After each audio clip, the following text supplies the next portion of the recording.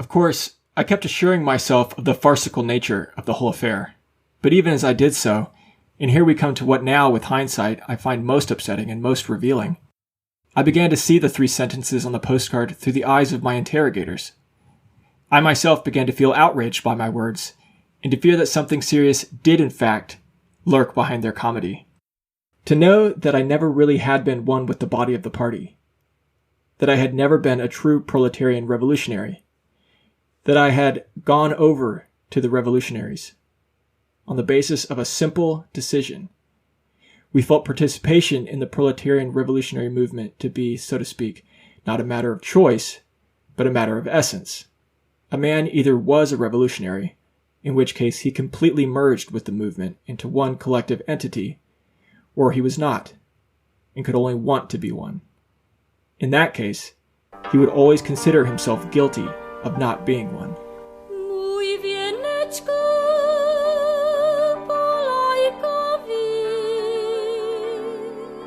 Hi, this is Nathan.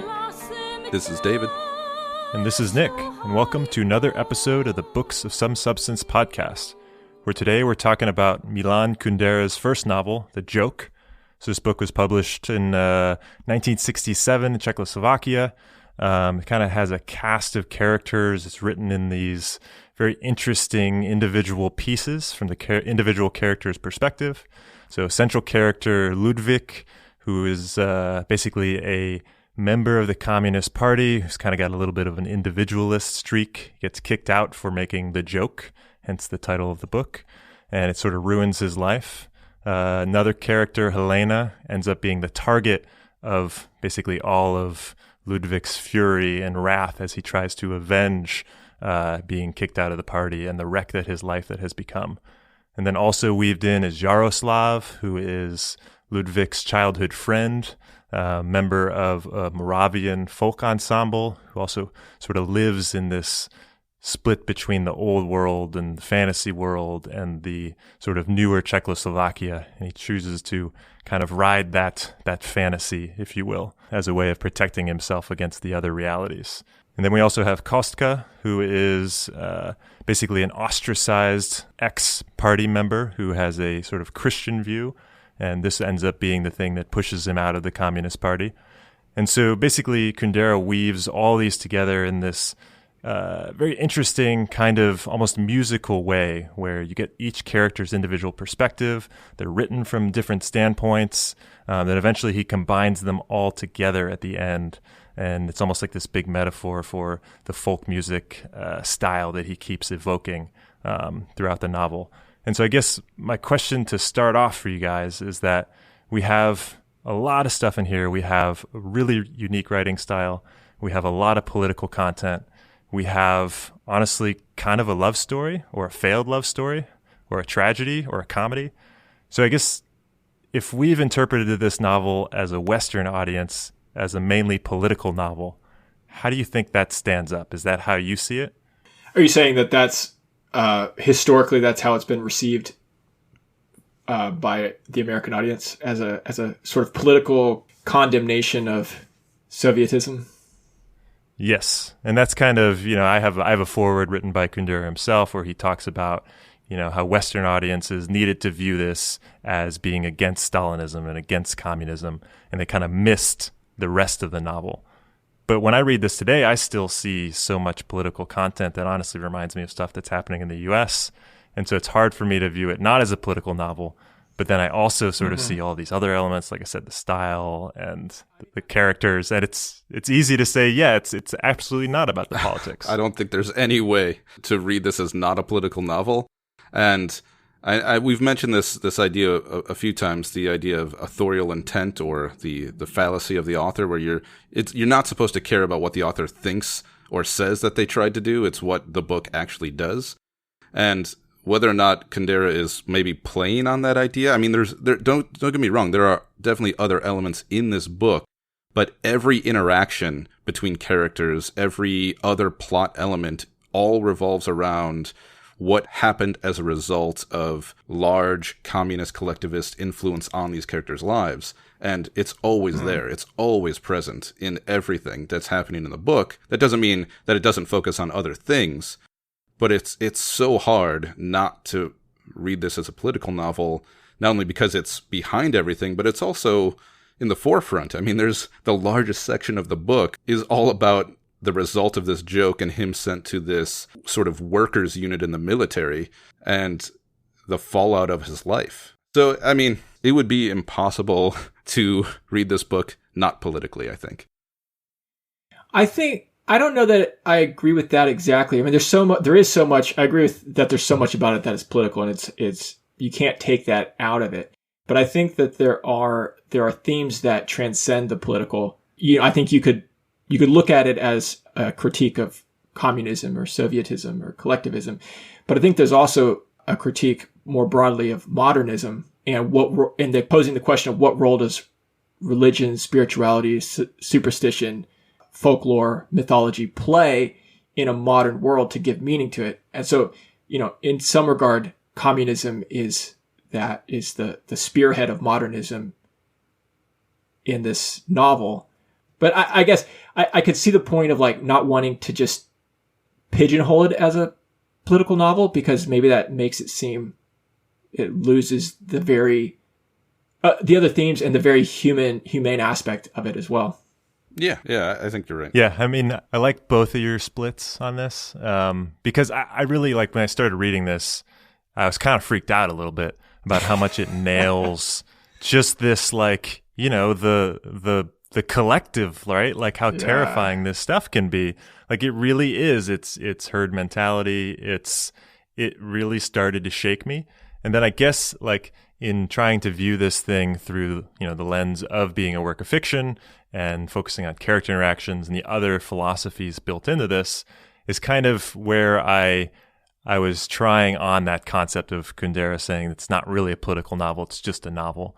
Because once you get outside that initial political situation, I think, kind of to what Nathan was saying and like how I read this, is it's really like the classical thing is just like a character's agency and our own, like in the real world, our own freedoms and how much we're really in charge of that and responsible for that, and how, what we do to preserve that versus what we acquiesce and what we give into. And, there's so many concepts in here that I love, and a lot of it's just the decay and the act of history becoming myth and the forgetting of all of these concepts and how it really doesn't even matter. It all becomes just trivial at the end. And so many of these things that we dug in for didn't really matter at the end. It was empty to start with. And so by hanging on to that, you've basically extended how trivial it was to start. And so I think of those concepts as the setting is political, but then these are easily ported into, just general character interactions and that wonderful frailty of the human mind that, it's kind of my favorite subject in fiction, probably. How we all succumb to how just hard life is, man. It's just hard. Yeah, but I think even what you just said is, oddly enough, still today, a political statement in some way, right? You talked about characters' individual agency, which is something that is a big part of this book. It's a part of all novels. I think that's kind of why we read them. We read how individuals go through and deal with a struggle of some kind, right? And I think what Nathan talked about is this idea of modernism versus spirituality. I think that's where the book, it goes. Like, it moves into that, right? And part of what, I know we're jumping ahead, we tend to jump to the end, but always do. What a kind of Ludwig's growth is this, he's trying to in some ways he can't help but let go of it because he realizes it brings him no satisfaction. But there's this movement of focus on the political, on the environment, trying to move into something else. Whether or not the novel fully succeeds in doing that, we can talk about. I think we might get into that. But I think by the second half of the novel, once we're back in the small town, once the Festival of the Kings, the Ride of the Kings. Yeah. So once the Ride of the Kings kind of gets underway, he has his really final and rather boring, dull confrontation with Pavel. Yeah. And we get sort of sucked into the folklore and the music of Moravia.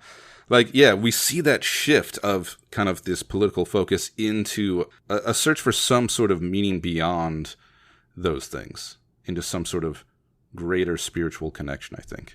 I would also just like to interject that the whole reason we read this book was a text message from Nathan saying that he didn't want to read anything political and that he wanted to read something uplifting.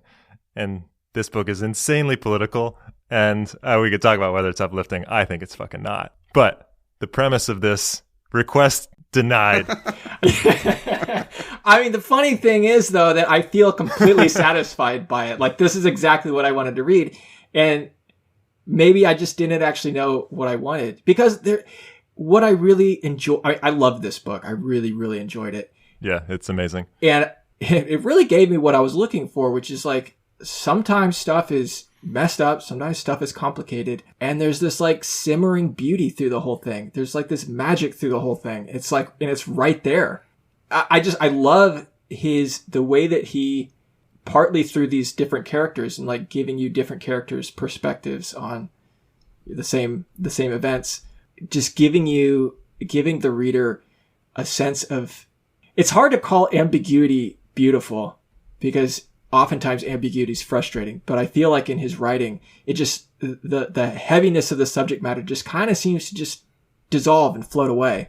Ambiguity can be beautiful if it is cut through with some sort of hope, which is kind of maybe where I don't know. Like, you mentioned that there is this sense of, there's like some sort of magical elements or something along those lines sort of behind it. And I'm going to ask you where that is, because to me, that's a hard thing to, like, I can sense that desire and I can kind of feel it, but I'm having a hard time finding it in the book, in the story.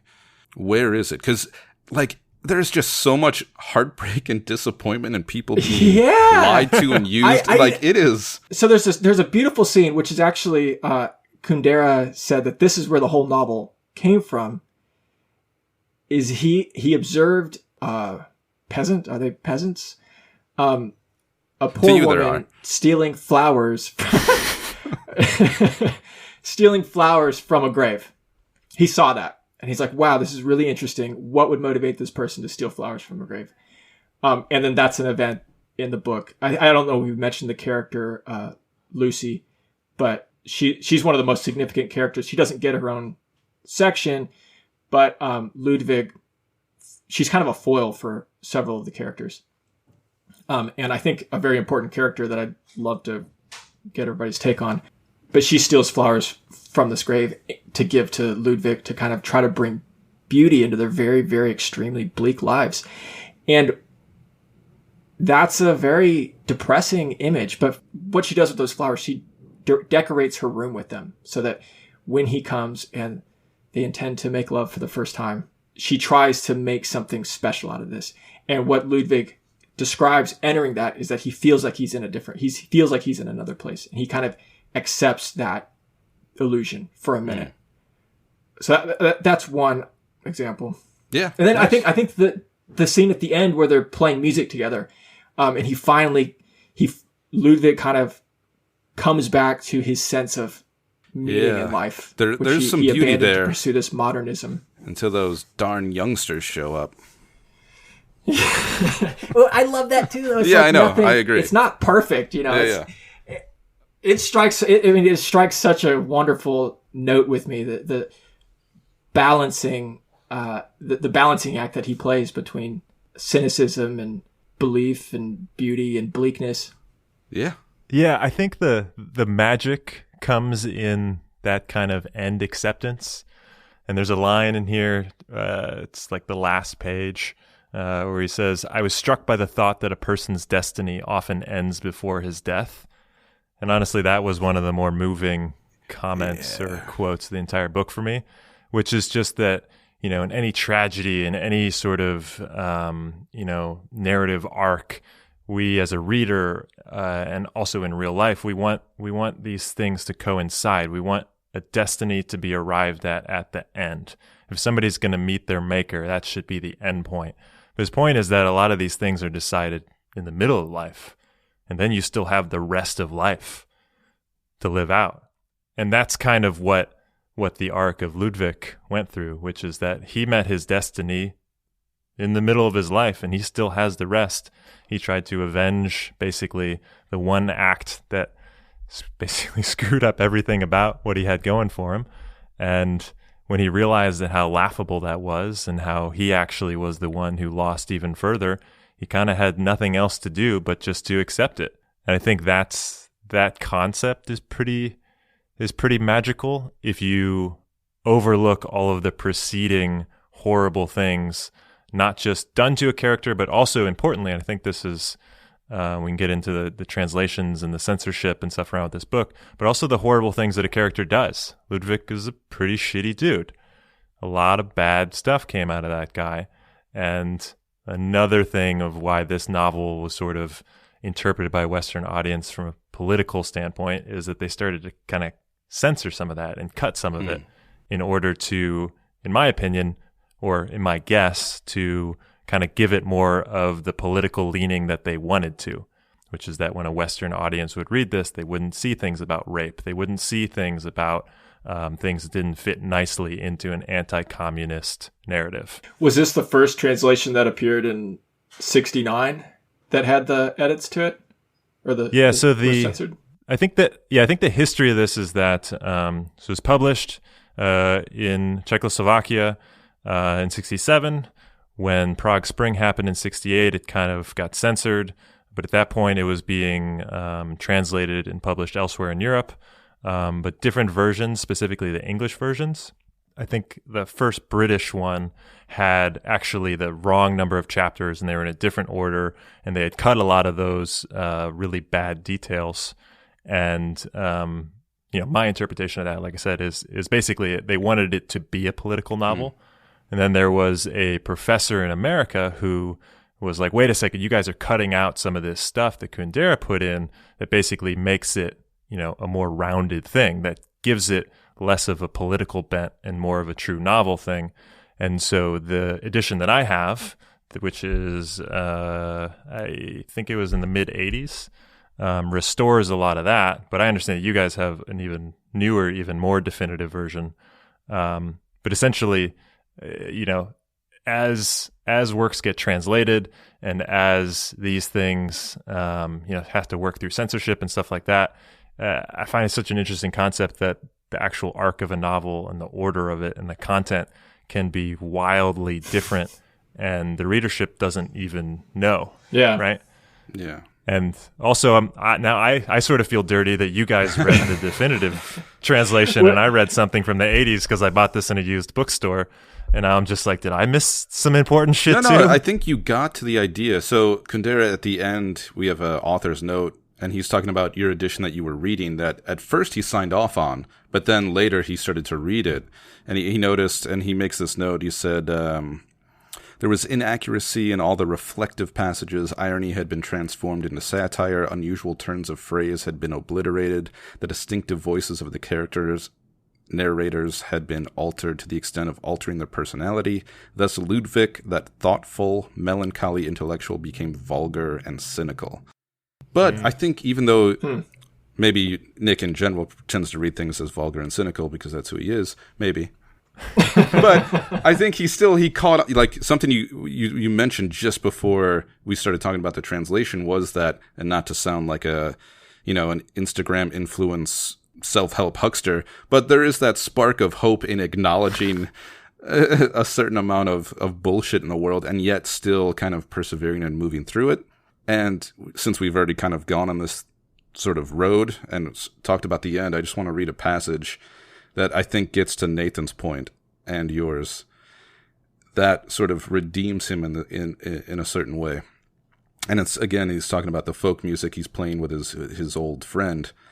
And he said, I felt happy inside these songs, inside the glass cabin of these songs, where sorrow is not lightness, laughter is not grimace, love is not laughable, and hatred is not timid, where people love with body and soul. Yes, Lucy, with body and soul, where they dance in joy, jump into the Danube in despair, where love is still love and pain is pain, where values are not yet devastated. And it seemed to me that inside these songs I was at home, that I'd arrived from them, that if I had betrayed this home, I had only made it all the more my home, because what voice is more plaintive than the voice of the home we have betrayed? But I was equally aware that this home was not of this world. Though what kind of home was it if it wasn't of this world? that what we were singing and playing were only memories, recollections, an imaginary preservation of something that no longer was.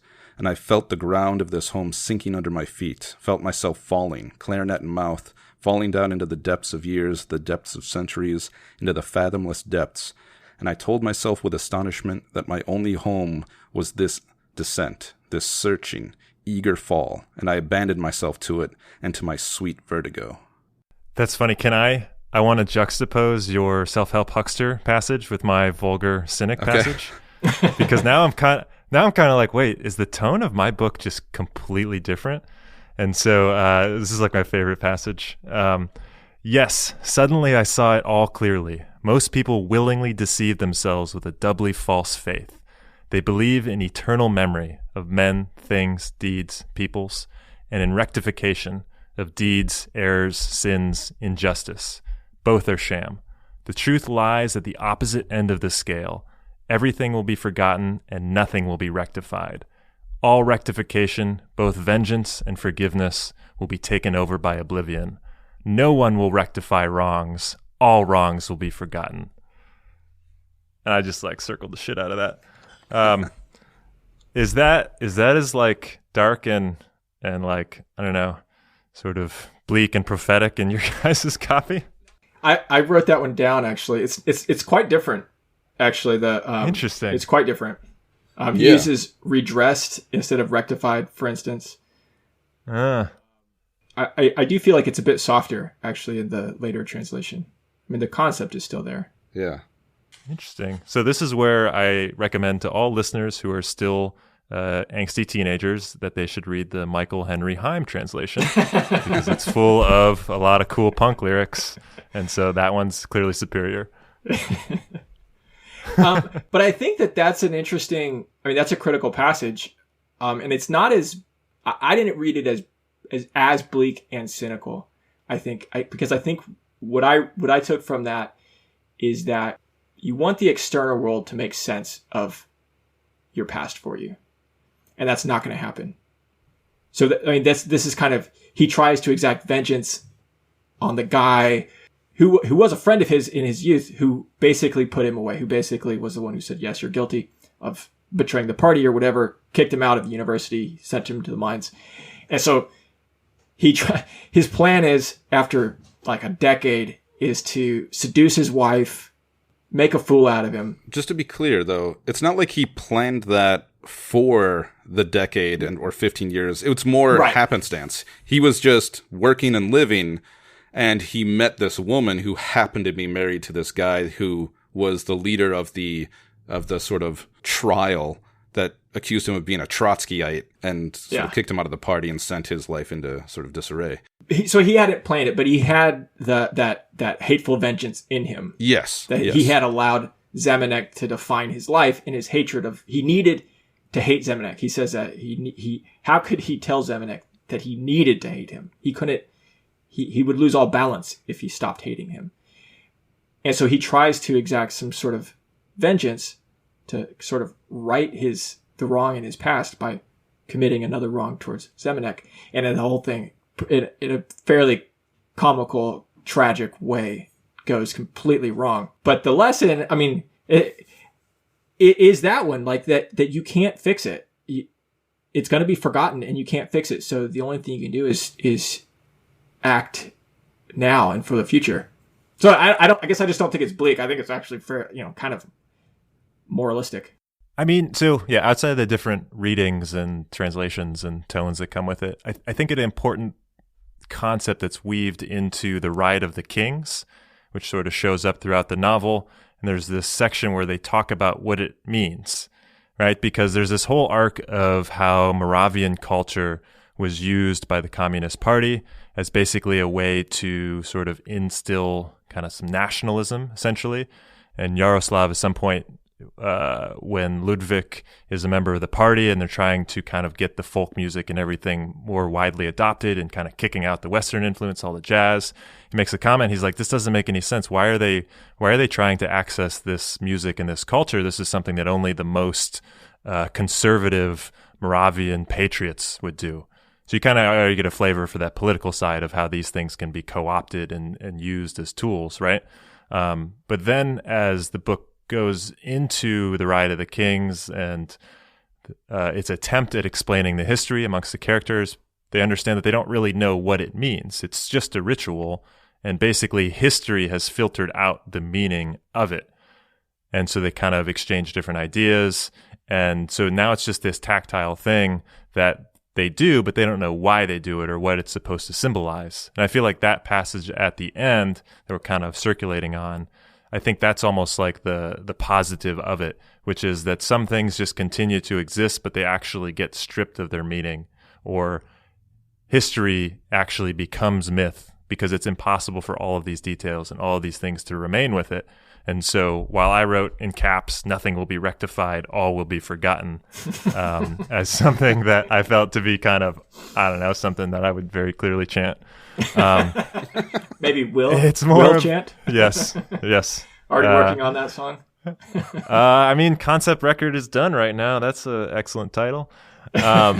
Yeah, I think that's more of like if we're getting back to that underlying magic thing, it's just that the decay and the filter that all history, all of our actions, everything run through is extremely lossy. Like this stuff just gets lost. It doesn't make it through. It doesn't hold its original form. And there's something that's very horrifying about that, but there's also something very kind of beautiful or you can console yourself with that concept. Maybe we can talk a little bit about the format of this book, which is obviously very deliberate. But as kind of a segue, all of these characters, whatever 4 characters who have sections dedicated to them, I think represent a very distinct, they live in the same era, but they represent a very distinct relationship with their environment, with communism, I guess, specifically. Ludwig is ultimately a cynic and a prankster, I think, but was dedicated, but basically has a very strong individualist streak. He kind of can't attach himself to anything. You went through these. There's the Christian, there's the folklorist, and Helena is a little bit harder to describe exactly what her worldview is. I mean, if you want to, in terms of relationship to the outside world, she's a good party member. Yeah. And she's someone who holds on to the past of the revolution. Like she praises it. She holds on to this nostalgia of like singing these anthems and these songs, you know. And she talks about she has a line that says like she's talking about how her husband, who was the man that ended up putting Ludwig away or sending him away, and he was sort of getting fed up with different aspects of the party, and now he has this cushy job teaching Marxism, which is kind of funny to the youth. And he might speak out or say something and get a little rap on the knuckles, I think is how she phrased it. And she says, but something did remain behind, a germ of apathy. She's talking about in him, I think. Mistrust, misgiving, a germ that reproduced a silence in secret. I didn't know how to counter it. I just clung to the party more tightly than ever. The party is almost like a living being. I can tell it all my most intimate thoughts now that I have nothing to say to Pavel. And there's a few instances where she talks about how she's very upset with the private self and the public self and how it should all be this one thing, because if you're a party member and you're a good party member, you shouldn't have a private self. You should just exist and be a part of the party, a part of the collective. And in that way, that's kind of how she's sort of portrayed. She's portrayed as a bit of a ridiculous figure, which is why, I don't know about you, but I do feel bad for her, but the novel does not treat her well. She's a joke throughout, even though she's being used. Her husband doesn't love her. He's sleeping with one of his students, it seems to be, like, near the end of the book. And in her anger at being used by Ludwig, she ends up taking a bunch of pills from this young guy who has stomach problems and hid his laxatives. Yeah, he hid his laxatives in a different pill jar. So she takes all these things to commit suicide, and she ends up just spending all this time in this outhouse because she's shitting herself constantly. It's a very funny, but also very, very, it's not a pleasant view of her. Like, there's really nothing. Yeah. Sorry. That's perfect. And I actually, Helena's chapters, I think the second chapter, and I was like, who is this person? She doesn't kind of play into Ludwig's story until near the end of the book. And I didn't think about that first chapter in the context of actually finding out who she is, who she's married to, and what the significance of this is to the story. And it just makes it even better. But what I was going to say was that, so you see all these people engaging with in very different ways with communism and their era. And then at the end, the student, who's the student that Zemanek is sleeping with, she's basically dismisses all of them as the same. And Ludwig is just kind of like, holy shit, we're all the same. Like yes, all the differences in our lives are all the same compared to the next generation. Yeah. I mean, honestly, this is the perfect summary of everything, is that you can be so deep into a thing and the divisions and the differences and all this stuff. And then someone, I mean, he's got some like observations and stuff about youth in general that I think are pretty spot on. Yeah, he does. But this could just be an outside observer. Like, you get so wrapped up in these things, and then somebody just goes, I can't tell it apart. And it just completely makes the entire thing banal. Like everything that you've been fighting, these concepts of like, solidarity versus rebellion versus individuality and rebellion versus counter-rebellion. Like, all these are just in your head. History, when viewed from the outside, it's just going to be glossed over. They're just gonna wipe it. I know, Nick, you and I both have shared the pleasure of teaching a bunch of college kids, like young. I think, I don't know if your students were young, but like you sit around a bunch of like freshman, sophomore college kids and talk about things that you care about, and they don't fucking care. They, like, to them, like, any of that stuff, it's just this blur of the past for the most part. And there's this there's this sense of disdain, especially on Ludwig's part. He rips into the youth a lot. And then at the end, this young woman's like, you guys all did the same thing. You all acted the same way. Yeah, you were on different sides, but whatever. That's the past. Like, there's this sort of indifference to past nuance as being, you can just sort of wrap it up as this one thing and move on from that. Exactly. Which I think the book is kind of critiquing a little bit, but also holding up as kind of true. Yeah. It's a strange combination. There's definitely some nuance in that thought. But I think it comes back to that quote that Nick read. Everything will be forgotten and nothing will be redressed. Yeah. And that's reality. And so what are you going to do? If everything's going to be forgotten, you're the only one carrying this around. Ludwig is the only one carrying that past around, and he let it ruin his life. Zemanek actually moved on, liberalized, kind of seemed to become, I mean, in spite of the fact that he's cheating on his wife with a young student, seemed to become more or less a decent person, versus Ludwig was like bitter and just wanted to hurt everybody around him. And I think it presented as sort of the opposite. Somebody who lives a parallel life, has parallel experiences with Ludwig, but kind of takes the opposite approach to it. Koska, the Christian, who basically never fights against any of his accusations. He accepts all of them. He actually resigns. He doesn't go to trial. He asks to be moved into a farm and gets taken advantage of all the time, but just moves with it, accepts it as God's will. And seems to end up having a pretty decent life. Like, he likes his job at the hospital. Right. He's got a girl in another town. He seems all right, like, and he sort of judges Ludwig in the beginning for wanting. There's this interchange about like destruction, and Ludwig calls him like a happy builder of God's structures or something. You know what I'm talking about? This interchange between the two of them. Yeah, I don't think I can find it, but I know what you're talking about. Yeah. And at the end of Koska's section, he's kind of reflecting on Ludwig, who kind of has suddenly come back into his life, coincidentally to exact his revenge. But Koska, kind of talking to himself about Ludwig, says because to live in a world in which no one is forgiven, where all are irredeemable, is the same as living in hell. Which I think forgiveness is the only answer to the question raised of everything is forgotten and nothing is redressed. Forgiveness is the only way to move into the future, is the only way to not live in that past hell. Yeah. It's either forgiveness or complete forgetting. Yeah. Because holding on to it's not going to work.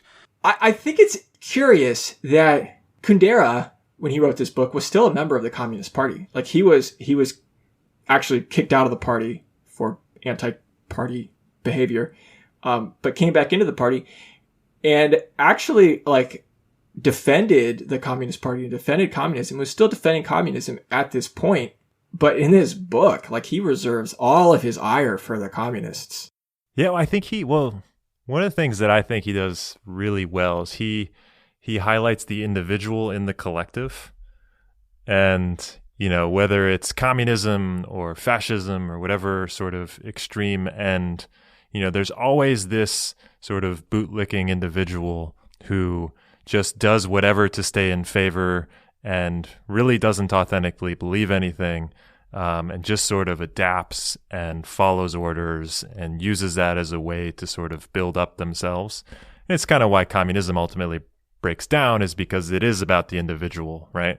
It's their ability to work within this specific system, and that's why you have people who rise up in communism who have different levels of power and all that, which is kind of the opposite of what it's supposed to be. And I think his ability of highlighting how that has its own, I don't even want to say corruption, because then that feels like he's making an extreme political statement, but it's more like just highlighting how individuals operate in big organizational structures.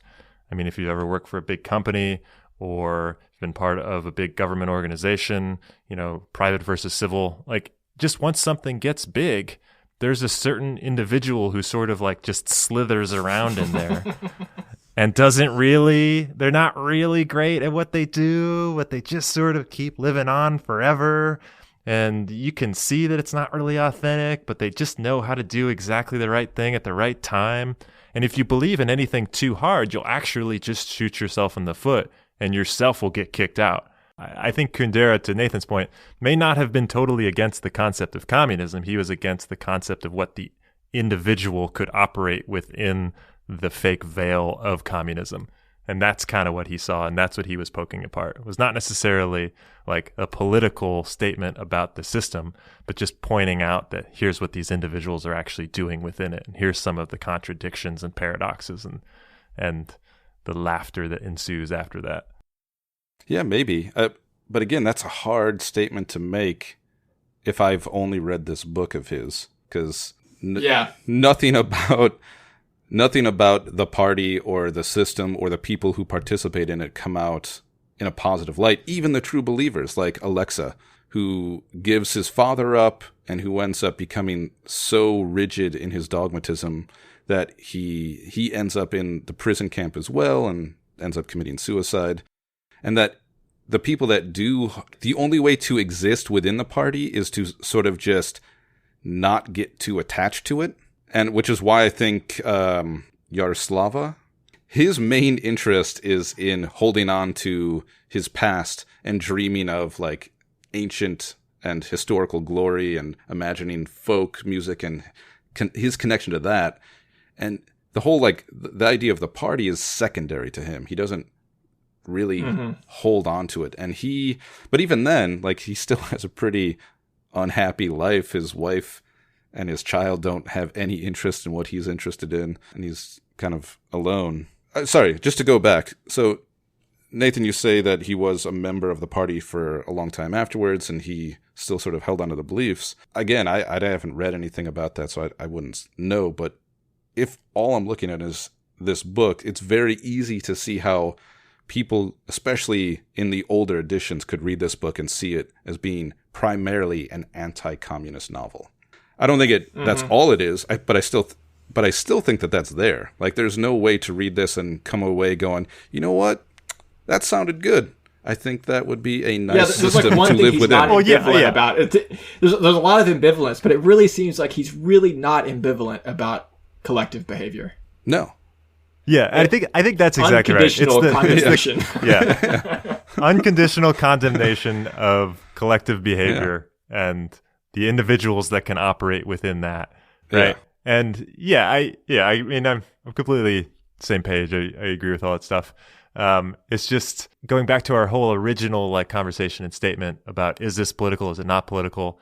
It's that this is very clearly the topic of the book and the setting of the book, but just his ability to kind of break down individuals' philosophies and agency and have that be something that I can easily apply to my scenario, which is not in a communist government, right? I'm not in 1960s Czechoslovakia, but still be very identifiable and very, I don't want to say inspirational because that makes it seem positive, but more of like, holy shit, he's hitting the nail on the head right now perfectly. And I can look at a bunch of different categories of my life that I interact with where this is very applicable. That I think is kind of the wow factor of this. And it's almost why I was thinking about, we did Camus previously, and we were talking about the concept of the philosophical novel and how like your Sartres and your Camus, a lot of them are pretty flawed because they're just like ideas that have a thin veneer of a novel around it. And I actually think after reading this, that this might be like the book that I would throw out there as the example of like what a philosophical novel should be. Heck yes. Right? It is fundamentally a novel, but it has so much philosophical content in it. And yes, it's wrapped up in a bunch of political stuff. But like this has little like emotions, and like as you read the things that these characters go through, whether it's really horrifying shit or how horrifying some of like the trivial banal is, that's equally terrifying in my book. Like that has so much more of an impact than, reading some Camus or like even Sartre's Nausea, which I am a huge fan of. But like those are just very, like, that's like one idea. Kundera has all of this stuff wrapped up and actually gives it humanity. And I think that's where this whole thing excels. Nailed it. Swish! Yeah, I mean, it's funny that you compare it to Camus, because there's something that Kundera does a lot, which is, I think that's why it's so quotable, is kind of step outside of, even though it's all written in first person, step outside of what's happening and observe it, as an idea, and basically just express an idea. Like, modern man cheats. He tries to get around all the milestones on the road from birth to death. That's not about what's happening. That's just an observation, a philosophical observation that you can, agree with, disagree with, discuss, whatever. And he does that constantly, just kind of steps out of the action, makes an observation. And I think Camus did that a lot as well in The Plague, and I didn't like it. I mean, I like The Plague okay, but it just kind of seemed to break it up. And I didn't have that feeling with Kundera. The whole thing really holds together to me. Yeah, I agree. I just want to read one that I marked about his comments. I sort of alluded this earlier on youth, but this was so perfect for me. So he says, "The young can't help acting. They're thrust immature into a mature world and must act mature. They therefore adopt the forms, patterns, and models of anyone who appeals to them, seems fashionable enough, and suits their purposes, and try to act like him." And he goes on and kind of describes the behaviors of the quote-unquote boy commander. And I run all that through. It's perfect to a T. It reminds me, like I said, of working in a big organization, teaching in a big organization, my own behaviors when I've been, younger than I am now, which is, I'm still kind of young right now anyway. But like the things that I'm like kind of ashamed, I don't want anybody to find out that I don't know what I'm talking about. So I try to emulate the behavior of other people, but knowing that older people will probably see through that. And they're just like, oh, he's just doing stupid boy commander stuff. Like it both like called me out and then also made me angry to like seeing that other character in my regular life. And I think that's like what Nathan's getting at, is that these examples, they're weaved in, but they have they're just as philosophically good and just as like observationally good, but they just fit the narrative much more smoothly and in a much more like accessible form. Yeah, I want to kind of keep that quote going. Although when you read it, I could really tell the difference in the translation. But further down on that page where you go into the boy commander stuff, youth is terrible. It is a stage trod by children in buskins in a variety of costumes, mouthing speeches they've memorized and fanatically believe but only half understand. And history is terrible because it so often ends up a playground for the immature, a playground for the young Nero, a playground for the young Bonaparte, a playground for easily roused mobs of children whose simulated passions and simplistic poses suddenly metamorphize? That's a weird metamorphosis. All right. Just go for it. And simplistic poses suddenly metamorph into a catastrophically real reality. Yeah. Yeah. And not to go too far into the landmines of current political discourse, but, and it's hard not to talk about what's going on today, but right now you see there's a lot of people protesting in the streets. There's a lot of real and true grievance, and there's, things that are really fucked up about the world. But in these groups, especially amongst youth, and it's not all of them, but it's there in young people, they have this sense of falling into sloganeering, falling into this idea that they can really be a part of history and change history without really knowing the depth or the nuance of what it is they're rallying against. And it's a way for them to sort of feel stronger and better about themselves. And like Nick, I too was one of those young people back, in the early aughts, protesting war, doing these sorts of things, right? You have this like vague sense of what is happening, and you're angry about it, and you hear people say certain things, you fucking quote those things, and being in that collective, being in that group, saying those things, it gives you this sense of power and this sense of you are in control of reality. You are in control of what's happening. I think it will be true throughout history. So you're right, it's not only a political novel. I mean, the politics are there, but the philosophy behind some of these ideas is really what makes this book so good. Yeah, and so your point about weaving that into feeling part of the collective and all that stuff. There's a one sentence from Kundera's intro that I have in mind where he says, "I still maintain the naive democratic illusion, Americans know it well, that no force can withstand the will of the people." And so I think he's like, the best part about Kundera is he's not like picking one side or the other. He's evaluating it from different directions, because we talk about like current protests and all this stuff, and like I'm super pissed about a lot of stuff too. I think that I don't necessarily have confidence that anything will change, or certainly not change soon. You no longer believe in the ability of history to allow things to be redressed. Well, it's that, yeah. I mean, it's that naive illusion of the the democratic will of the people, right? But I think what Kundera does is also the thing that I do, which is that I still fundamentally have to believe it, right? I have to believe that these things matter, even though I don't think that these actions will necessarily create something that is going to shift. It's basically, expect the best, accept the worst. And so I think that like that's what he's going through in this novel, is that feeling. He's pointing out these behaviors and how the individual reacts to them, and how either gives them power, or if they're on the opposite side, they're crushed by the collective, right? But it's almost like he's evaluating how effective it really can or can't be, and he's actually pretty objective in that manner. And that's what I like about it, because as you really look at these different things as history's a plaything of the young, you sort of realize that, yeah, it's almost like who's yelling the loudest and most passionate gets to make the slogan. And once it's the slogan, then that's the thing that we have to do. And it suddenly loses a lot of the nuance and actual realities of a problem. And then like suddenly it's just people repeating a simplified version. And then, well, it's never going to be solved because you've simplified it too much. And so like that arc within the Communist Party that he lays out, I think is really great, right? It's his joke gets simplified, and then once it's simplified in a manner, he can't fight it. There's no way that he could say that, hey, I was just joking around, to this line once they held it up next to, I think, the diaries of like the ideal communist, right? Yeah.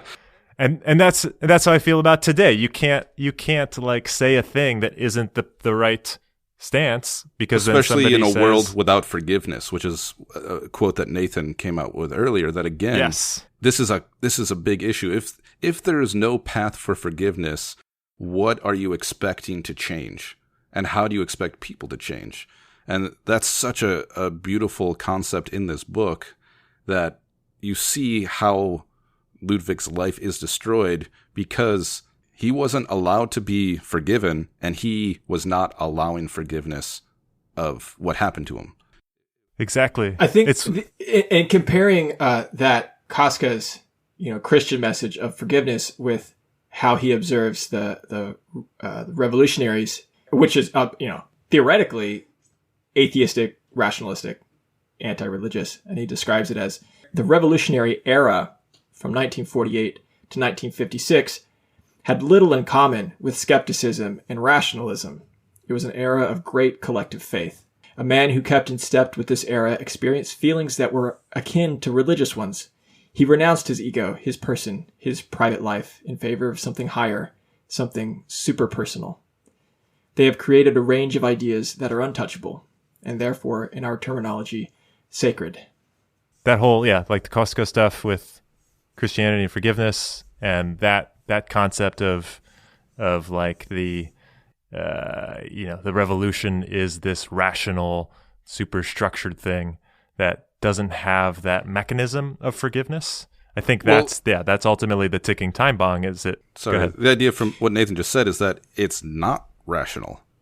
It's right. No, that's my Oh, sorry, I misunderstood you. He describes it as, he places it next to sort of folklore, which is the collective mythology, and religion, which is another way of approaching yourself and your past.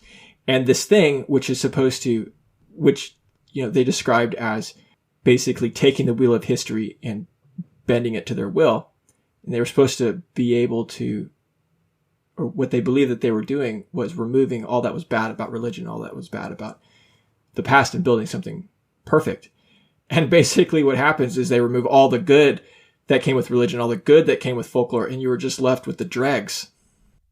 Exactly, yeah. When something becomes too rational, too structured, and it's missing specifically that mechanism of, like, if you fuck up in Christianity, you can tell someone and they'll forgive you, and then you come back in. But in this structure, once you've fucked up, they kick you out. You're done. There's no path for you to resolve that. And so, what I was trying to get at is, like, that thing to me has an excellent parallel. It's why a lot of these concepts sort of transcend just like a historical setting, is that honestly, that's kind of a thing that we're missing, like, in the US right now. We kick people out, and then we don't have a mechanism. We don't have confession. We don't have secular confession to allow people back in, right? And it seems so rational. You're like, of course, this person did blank. They're terrible. I don't ever want to do blank, right? But the reason Christianity and all this stuff has survived and been such a comfort and all over generations is that it has a path for people to pay their penance and to come back into the fold. And I think that's like a large part of like what Kundera kind of outlines with Kostka, which is like kind of pointing out almost hilariously how oddly irrational such a rational structure becomes. Yeah. Outside of the forgiveness aspect, they're incredibly similar. And maybe we read this quote before, but there's a quote, "I'm reminded by analogy of the enormous power of Christianity," and here he's talking about in relation to the party and its system. "I'm reminded by an analogy of the enormous power of Christianity to convince the believer of his fundamental and never-ending guilt." And this is about how once you're removed, it never leaves you. And this is sort of what motivates him to sort of hold on to this anger and this sense of wanting revenge up until it finally explodes in a dud at the end of the book, right? But there's this never-ending guilt within him because there is no redressal and there's no way to explain a joke. I think he also talks about the in terms of that never-ending guilt. I think it was in the quote that we read at the very beginning, that they believed that to belong to the party was not a matter of choice; it was a matter of essence. Yeah, either you were at your core a communist, or you were at your core not. Which very Calvinistic also translates very, very well into the Calvinist branch of Christianity, which I was more or less raised in. Like, God has either chosen you or not, but I mean, there's no way to really actually know. So until your actions reveal yourself as the horrible, dirty, rotten person that you are. You don't get like a Calvinism certificate. Yeah. It's like notarized. Yeah. I mean, you get up to the pearly gates, and then you find out. But I think that there's a sense of, do I belong? Do I belong or not? And there's no answer to that. So you have to just pretend that you belong. You have to do your best to pretend that you belong to it, to try to convince yourself and to try to convince everybody else that you do belong. because you're convinced that everybody else knows that they belong. You're the only one who's not convinced. Mm-hmm. That is such a pernicious thing in ideology, in any ideology. The idea that you either belong or you don't. You're either one of us or you're against us is like this mentality, you know, and this is throughout time. Even today, you see this sort of nonsense. You're either for this or you're against it, and there is no in the middle. Because any hint of irony, of joke, of playfulness, of not being one of whatever it is, then you're out. You're done. You're shunned. Yeah, and that's the horrifying thing. Yeah. What about love? What about it? Because I think, we haven't really talked about this, but this is another major theme in the book. It's either a love or anti-love story. And Ludwig's incapacity to love anybody, and Lucy's incapacity to love anybody as well. Well, this is where we can get into whether or not you want to read the personal as political. Has the system ruined this sort of idea for these people? Or is it a result of where these people are and what's happening? Or is it personal? Is it just character? Well, I guess actually, I didn't think about this until just now, but you look at the character of Yaroslav, and he thinks he loves his wife, but he actually loves the symbol that she represents to him of the peasant girl, the poor peasant girl. Right. What was it? The farm girl? Peasant girl? I can't remember. He kind of rescues. Yeah. In this sort of fantasy land. Yeah. Yeah. So he as long as he can see himself as this, playing this role in this classic folklore, and his wife playing this other role, then he's comfortable with it. But as soon as that kind of breaks, he realizes that he's totally alone and that he's never loved her and she doesn't love him. Yeah. And then you have Koska also, who seems to be a good person and really genuinely tries to do good and seems to genuinely love Lucy in a mostly platonic way. Yeah. Even though he judges himself for it. I mean, we can get into a second, but regardless of that, he's totally estranged from his wife, who he doesn't love. And so it's like everybody's kind of, no matter how you're coming at love, it's like, how do you actually love another person? Once you start to lie to yourself, you continue lying. Just never stop. It's that simple. Just don't stop. Just keep the image going. Yeah, I actually read a lot of those interactions as not political. It was more of back to like the fundamental like human condition, right? It is, I mean, to like fully love someone in all of their changes, with all of the stuff swirling around on the outside, politically, historically, all that stuff. Like people end up being different, right? And so you can easily just point the finger and say, hey, it's this thing that like they were broken such that they didn't have this capacity. But I think everyone's got some sort of collection of those things. And really it's almost individual perseverance to be able to like work through that and make something of that. And I think this is actually where this book to me doesn't have any magical feeling, is that there isn't really, is there a successful like example of love in this anywhere? No. Like, yeah, it's completely a student. No, was that? I mean, you get a sense that she doesn't really like him, and he's just going through a midlife crisis, maybe. I don't know. There's this weird sort of like... Yeah. If this took place in contemporary America, Pavel would be living in Florida with a convertible. Just kind of like frosted tips and a Miata. Frosted tips. Oh, yeah. Come on. That's exactly... I pictured him as that. Yeah. The Cadillac Silver communist. Fox. Whatever. Yeah. But he's, one of those kind of dudes. And then Ludwig's relationship to women in this book is not good. And it's hard to blame him entirely. In the beginning, he's young and he's just, like many young men, whether you want to admit it or not, he kind of just wants to get laid. And he's he said, there's a great quote about that, where he's like, it's such a strange feeling for a young man that he's so obsessed with the feeling of love that he can't actually focus on the object of love, the woman. It's just he can't even get outside of his own head. Yeah, and then she ends up betraying him. He ends up going to the sort of prisoner camp, and there he sort of attaches himself to Lucy in a way that is really hard to disassociate from his condition and where he's trapped, because Lucy is described and is revealed to be this sort of boring, kind of pathetic person. She doesn't have much of a character. She goes to movies to feel better about herself because it allows her to sort of connect to other people's sadness. And she just and we don't really know her backstory at the time, so it's hard to judge her after you learn about what happened to her. But in that moment, there's this sense of that he's just sort of using her as this rope in which he can climb out of his own head because he's trapped where he is. Mm-hmm. And then, of course, he ends up using Helena to seek revenge. So, yeah, I don't think love is... Well, what about... You had mentioned Casca's relationship with Lucy, which was largely platonic. But can you expound a little bit on maybe the conflict there?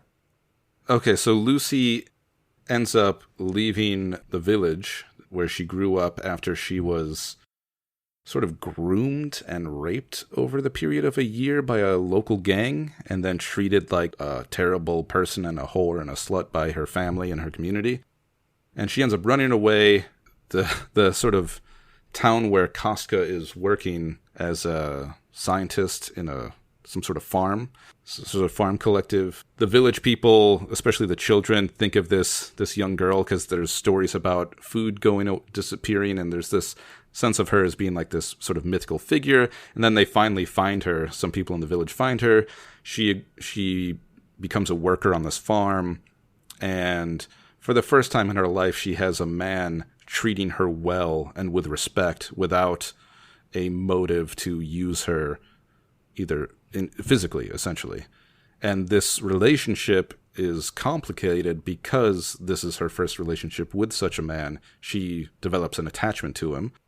And the man, Kostka, thinks what he's doing is a noble thing, but also recognizes that he actually also wants her. And that troubles him, right? Because he doesn't want to be just another man that wants her and uses her.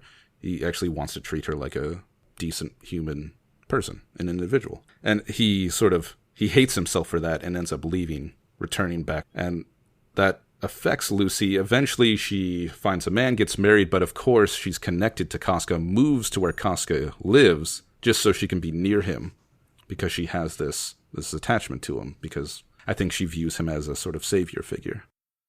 Her own marriage is terrible. Her husband is abusive. And yeah, so I don't really know where any love exists other than in that relationship. But even in that relationship, it's not a pure thing. It's not, which nothing is. And I'm not saying it needs to be, but it's hard to view that as a loving, I don't know how I would describe it, actually. Yeah. I don't know if I explained that well.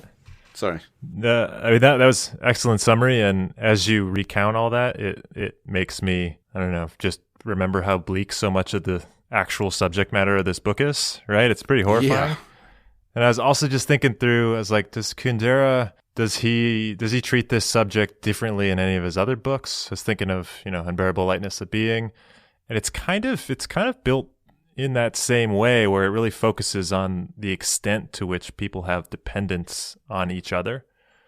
And, that's also shaped by, political stuff that's happening. I remember that one goes through Prague Spring.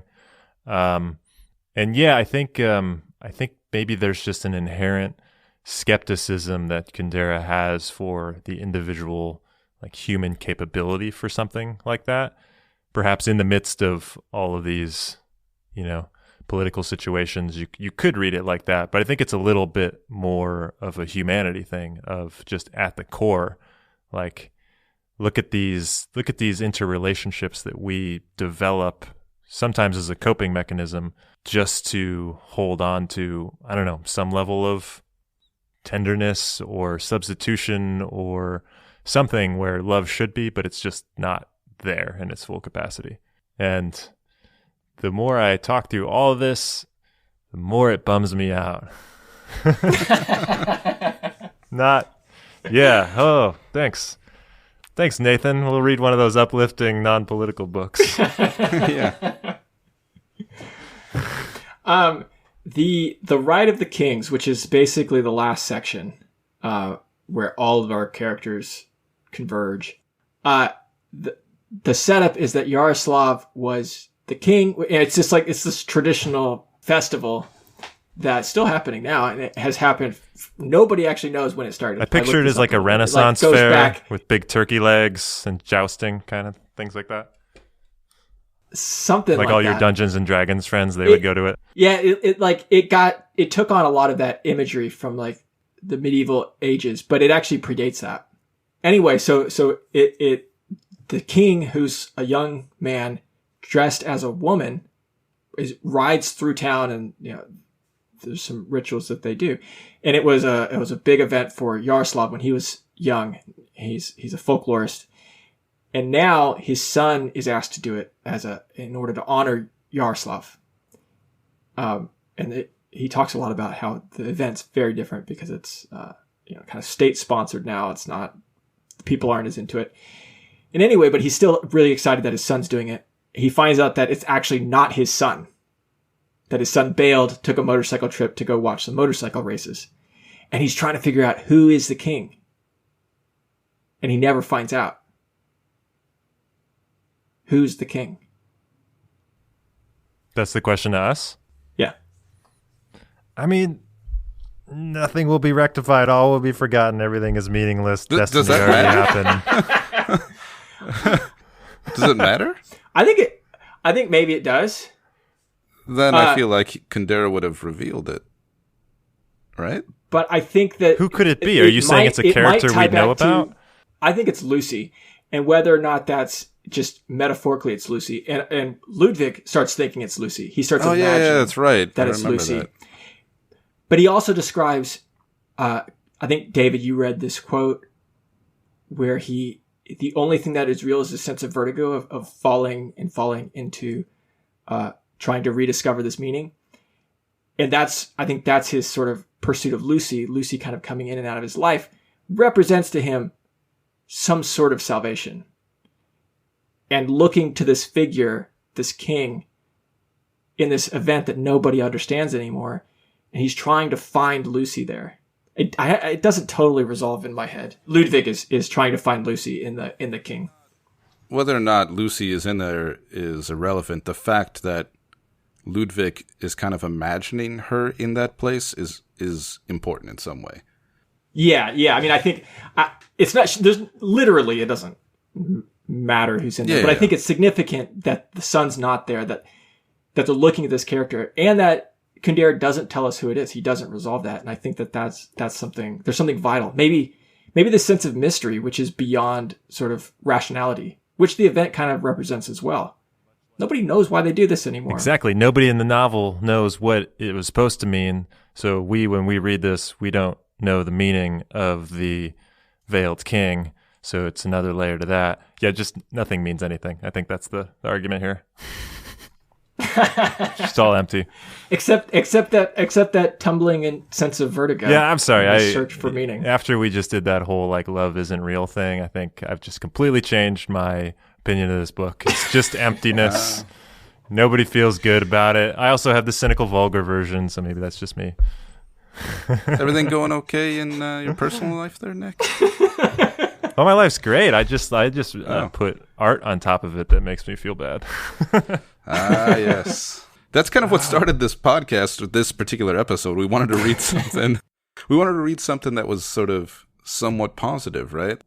Yeah. I mean, this is kind of one of those things that we're always talking about, right? We're always talking about how we're trying to explore these heavier literary works, but we find that a lot of them end up being pretty melancholy heavy, right? And so keep coming back to that as like, is it just what we end up gravitating to, or is it the nature of what is defined as that? If it's something that doesn't fit within that gloom, does the greater, readership or book market or whatever it is, does it filter that out and stick a different label on it? But then sometimes we'll try to get outside that label and we're like, shit, put me back in the box. Yeah. The three of us are slightly optimistic realists.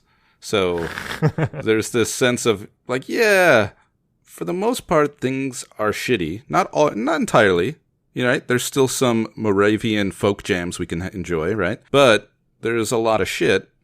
And if you recognize the joke that we call living, then you're able to enjoy it a little more, I think. Yeah, and I think that's why it's hard to take seriously and actually enjoy something that's just simply entertaining, because to just simply be entertaining, it's like you have to divert your attention from what is real. And if you divert your attention too far from what is real, well, I have a hard time believing or caring. I think that's why I find this book kind of exists right there to me. It's like it doesn't not look directly in the eye of what is real and what is evil, but it doesn't give into it either. Yeah, it still preserves that kind of that naive belief, right? That he kind of gets at in his own foreword. It's that's the magicalness, I think, is that belief, right? And it's not even, I like that slightly optimistic realism that like fits right in there. He doesn't expect anything's going to be totally different, but there is just some like needing to not completely give up. Yes. And I think the fact that there is this critique of, in this case, it happens to be communism, but there's a sense of critique in a lot of the works that we read of aspects of living. The reason those critiques exist is because they want to preserve something that is essentially positive about humanity and being an individual in such a sort of crazy world. Like there's this sense of you can critique it because you haven't given into it. You're not totally apathetic yet.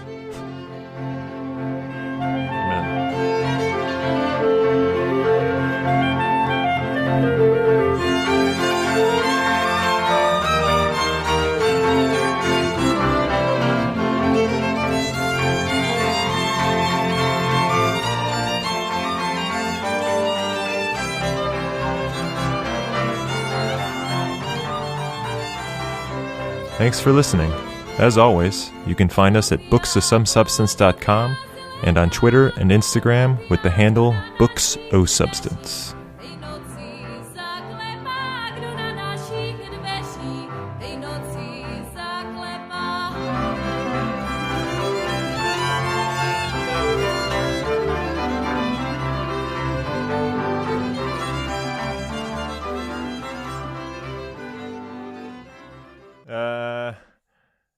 Okay, I'm just gonna make it up and 69.